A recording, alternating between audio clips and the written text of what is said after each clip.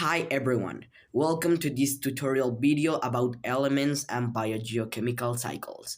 Let's start. Biogeochemical cycles are the processes of the five important elements for life.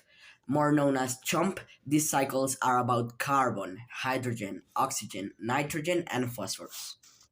The importance of these cycles is the fact of knowing how the planet behaves and what is the role of every element in the formation of living beings and organic compounds.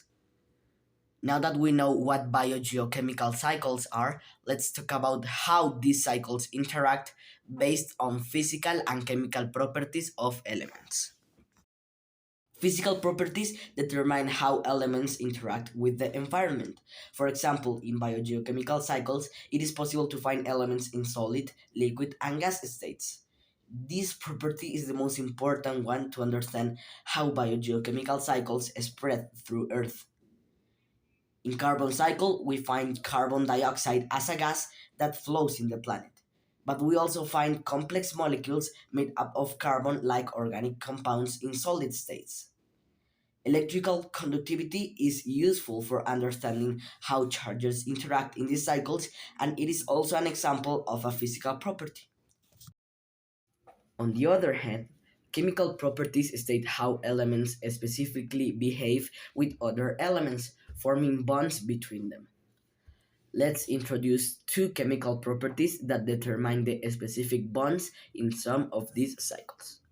The concept of electronegativity refers to the ability of an element to gain electrons. So, the higher electronegativity an element has, the higher possibilities are of it ionizing negatively, gaining an electron.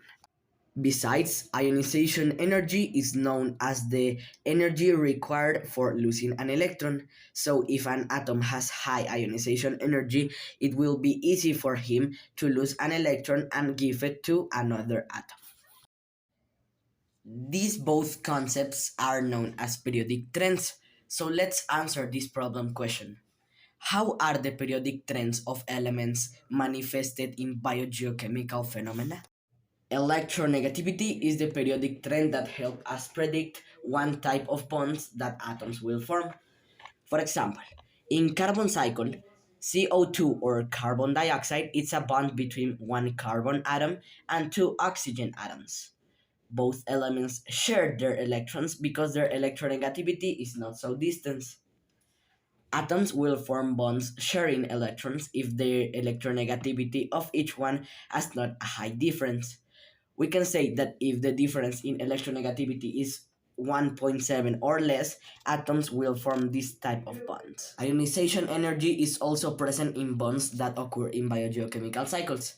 If two atoms join and one of them has high ionization energy and the other one high electronegativity, one atom will steal an electron from the other and the other atom will easily liberate that electron, resulting in a positive ion and a negative ion in these atoms. It is extremely important to understand the reason why elements create bonds. For this, we have to look at valence electrons, which are the electrons located in the last orbit or energy level of an atom. To comprehend better this, let's see the electron configuration of carbon and hydrogen.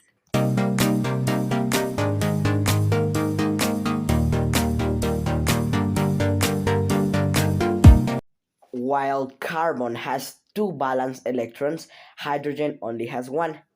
There is a case in which both elements join, and this occurs in the carbon cycle. The molecule of methane is formed by one carbon atom and four hydrogen atoms. In electron configuration, we know that the p energy level can hold only 6 electrons. So if we take the two valence electrons from carbon and four valence electrons of four hydrogen atoms and we add them, the result will be 6 valence electrons. So methane molecule will have 6 valence electrons and achieve stability due to his complete orbital.